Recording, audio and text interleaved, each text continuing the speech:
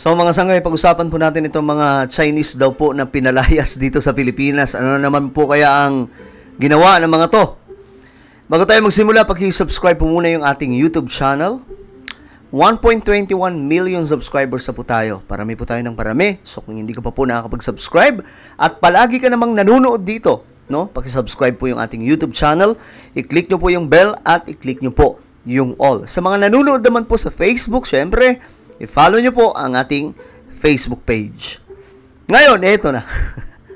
Pag-usapan po natin ito mga sangkay dahil nga po ayon po sa report, may mga may mga pinalayas po ng mga Chinese. Ayan po, 167 na illegal Chinese workers na involved daw po sa iba't ibang klaseng violations at mga scam.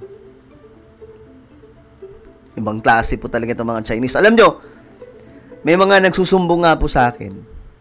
May mga Chinese po dito sa Pilipinas, mga sangkay na nagne-negosyo nang wala pong permit.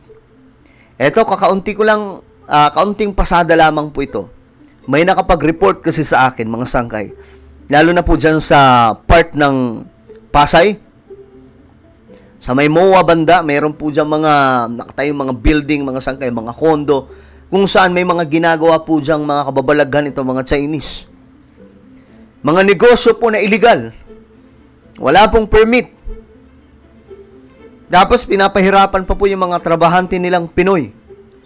Ngayon ito, ang Pilipinas daw po ay nag-deport ng 167 na mga illegal Chinese workers na involved sa iba't ibang klaseng violations at scam.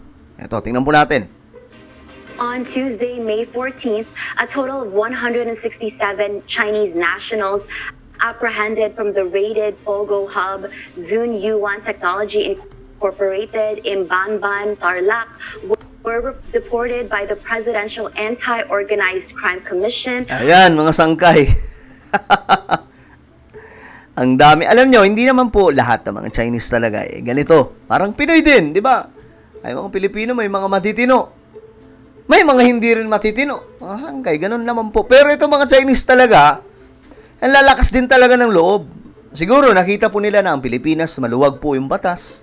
Hindi ganun po kahigpit. Pinapasok nila yung ating bansa. At dito po nagkakalat ng kanilang mga kaanuhan.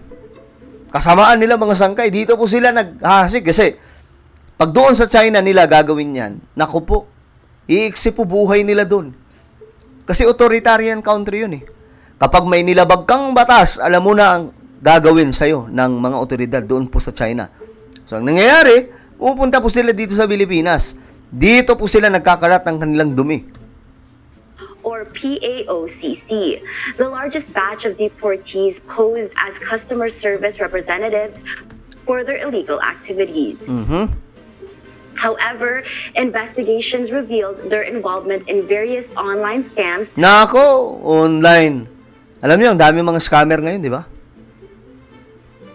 Hindi nga po natin alam, baka itong mga Chinese, isa po yun sa mga nag-ooperate Tingnan po natin yung mga cellphone natin. Yung mga pumapasok na mga kung ano-anong message. Mga scammer po. Viber. At iba pang mga mga sangkay, mga application na pwedeng makapag-message. May mga pumapasok po doon ng mga private message na nag-aalok ng trabaho at kung ano-ano pa. O kaya nanalo ka ng kung ano-anong dyan, mga sangkay. At kung mahina-hina po yung pag-iisip mo, madadaya ka po talaga. So, we don't know kung sino-sino ang mga nag-ooperate. But, tingin ko dito, may mga Chinese din pong gumagawa niyan, mga sangkay. Parang grupo po sila na gumagawa ng mga ganong klaseng pang-i-scam. Such as investments, love, and cryptocurrency scams. Alam niyo, di ko maintindihan, itong mga pang-scam, di ba nagkaroon nga po tayo ng registration ng SIM card? Nang sa ganun daw, madali pong matukoy kung sino ang mga scammer. Pero parang, ewan ko parang walang nagbago Ganun pa rin Furthermore, some of them were found to be undesirable aliens lacking proper documentation. Nako, wala po mga dokumento to. Pumunta sa Pilipinas. Magagaling no?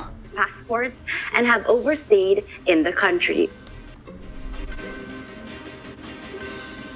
This is the third batch Third batch siya pala to. Ang dami na palang Chinese na pinalayas dito. ng deportation na ginawa natin. May mga violations silang ginawa dito aside dun sa involvement nila sa scam hub operations. Kita mo na. Scam hub. Ang lulupit ng mga to. Ang kakapal din talaga ng apog no? Dito ba talaga sa Pilipinas nagkalat ng dumi? At yung iba naman, yung mga pinauna na natin, ito yung mga wanted criminals dun sa mga bansa nila. Yan na nga po ang sinasabi natin. Naglalayas po sila doon sa China, dito po sa Pilipinas naghahasik. Kasi doon mga sangkay, wala pag talagang nadali sila ng kanilang otoridad, alam po nila kung anong gagawin sa kanila Authoritarian country kasi talaga yung China So, kapag ka nabisto na may ginagawang kalukuhan, ayun, irerekta ka talaga. Pwede kang sumakabilang buhay sa ginagawa po nila. Halimbawa na lang yung pang-i-scam. Ewan ka ba sa mga Chinese? Siguro sa sobrang dami na po ng mga Chinese, kaya ganyan po sila. The Chinese government will be responsible for conducting trials for Ako po. Dahil ang mga to, doon pa sa China, ididinig mga sangkay itong mga kalokohan nila. their cases. Even prior to boarding the plane earlier today, a representative from the Chinese embassy was already present to facilitate the deportation process upon their arrival in China. Grabe. Ewan ko lang mga sangkay, pero ang dami po niyan dito. Dami po nagkalat na ganyan. May mga Chinese din naman talaga na may mga permit. Yung kanilang mga negosyo. Pero, karamihan din po sa mga Chinese, wala rin po, malalakas lang po talaga yung mga, tuk-tuk nila May mga talaga Ewan ko ba, bakit ganun sila? Nakakahiligan po nila na sa Pilipinas magkalat ng kanilang kalokohan. Ang dami pong nabibiktima dyan mga sangkay. Mga Chinese po yung gumagawa ng mga ganitong klaseng kalokohan. Ngayon, buti na lang may mga tinatapon na po sa China, ayun. Mga loko-loko kayo dito sa Pilipinas, gawin nyo yan sa China. Diba?